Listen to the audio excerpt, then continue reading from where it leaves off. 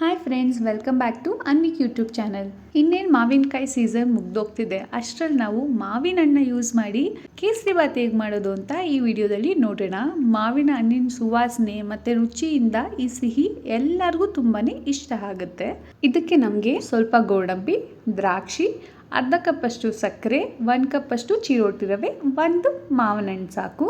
ಈಗ ಮೊದಲಿಗೆ ನಾನು 1 ಕಪ್ ರವೆಗೆ 3 ಕಪ್ಪಷ್ಟು ನೀರನ್ನ ಹಾಕ್ಕೊತಾ ಇದ್ದೀನಿ. ಫಸ್ಟ್ ಒಂದು ಪಾತ್ರೆಗೆ ಅದಕ್ಕೆ ನಾನು ತೊಗೊಂಡಿರೋಂಥ ಅರ್ಧ ಕಪ್ ಸಕ್ಕರೆನ ಹಾಕ್ಕೊಂಡು ಇದನ್ನು ನಾನು ಸ್ಟವ್ ಮೇಲೆ ಇಟ್ಟು ಸಕ್ಕರೆನ ನೀರಲ್ಲಿ ಕರಗಿಸ್ಕೊತೀನಿ. ಸಕ್ಕರೆ ಕರಗೋಷ್ಟರಲ್ಲಿ ನಾನಿಲ್ಲಿ ಒಂದು ಬಾಣಲಿ ತೊಗೊಂಡು ಅದಕ್ಕೆ ಸ್ವಲ್ಪ ತುಪ್ಪ ಹಾಕ್ಕೊತಾ ಇದ್ದೀನಿ. ತುಪ್ಪ ಎಲ್ಲ ಸ್ವಲ್ಪ ಚೆನ್ನಾಗಿ ಕರಗಿದ ಮೇಲೆ ನಾನು ಅದಕ್ಕೆ ತೊಗೊಂಡಿರೋಂಥ ಗೋಡಂಬಿ ಮತ್ತು ದ್ರಾಕ್ಷಿನ ಹಾಕ್ಕೊಂಡು ಸ್ವಲ್ಪ ಫ್ರೈ ಮಾಡ್ಕೊತಾ ಇದ್ದೀನಿ.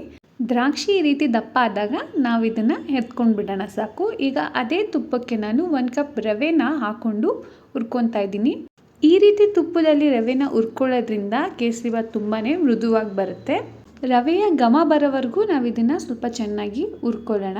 ಈಗ ನಾವು ಇದಕ್ಕೆ ಸಕ್ಕರೆ ನೀರನ್ನ ಏನು ಮಿಕ್ಸ್ ಮಾಡ್ಕೊಂಡಿದ್ವಲ್ಲ ಅದನ್ನು ನಾವು ಇದಕ್ಕೆ ಹಾಕ್ಕೊಂಡು ಚೆನ್ನಾಗಿ ಕಲಿಸ್ಕೊಳ್ಳೋಣ. ಸ್ವಲ್ಪ ಕ್ಲೀನಾಗಿ ಕಲಿಸ್ಕೊಳ್ಳಿ, ಇಲ್ಲಾಂದರೆ ಮಧ್ಯದಲ್ಲಿ ರವೆದು ಗಂಟು ಹಾಗೆ ಸಿಗುತ್ತೆ.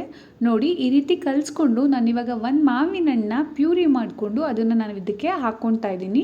ನೀವು ಇದಕ್ಕೆ ತುಂಬ ಸಿಹಿಯಾದ ಮಾವಿನ ಹಣ್ಣ ಬಳಸ್ಕೊಳ್ಳಿ, ಆವಾಗ ಕೇಸರಿ ಬಾತು ಇನ್ನೂ ಹೆಚ್ಚು ರುಚಿಯಾಗಿರುತ್ತೆ. ಹಾಗೆ ಇದಕ್ಕೆ ನಾವು ಯಾವುದೇ ಕಲರಿಂಗ್ ಆ್ಯಡ್ ಮಾಡೋ ಅವಶ್ಯಕತೆ ಇಲ್ಲ, ಯಾವ ಫುಡ್ ಕಲರ್ ಸಹ ಬೇಡ.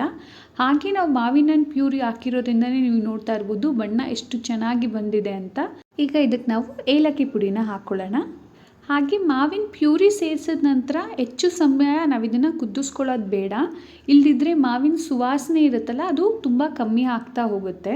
ಈಗ ನಾವು ಮುಂಚೆನೇ ತುಪ್ಪದಲ್ಲಿ ಫ್ರೈ ಮಾಡಿಟ್ಕೊಂಡಂಥ ಗೋಡಂಬಿ ಹಾಗೂ ದ್ರಾಕ್ಷಿನ ಕೇಸರಿ ಬಾತ್ಗೆ ಹಾಕಿ ಮಿಕ್ಸ್ ಮಾಡಿಕೊಂಡ್ರೆ ರುಚಿಯಾದ ಮಾವಿನ ಕೇಸರಿ ಬಾತ್ ಸವಿಯಲು ಸಿದ್ಧ. ಈ ವಿಡಿಯೋ ನಿಮಗೆ ಇಷ್ಟ ಆಗಿದ್ರೆ ಲೈಕ್ ಮಾಡಿ, ಹಾಗೆ ಚಾನೆಲ್ನ ಸಬ್ಸ್ಕ್ರೈಬ್ ಮಾಡಿ.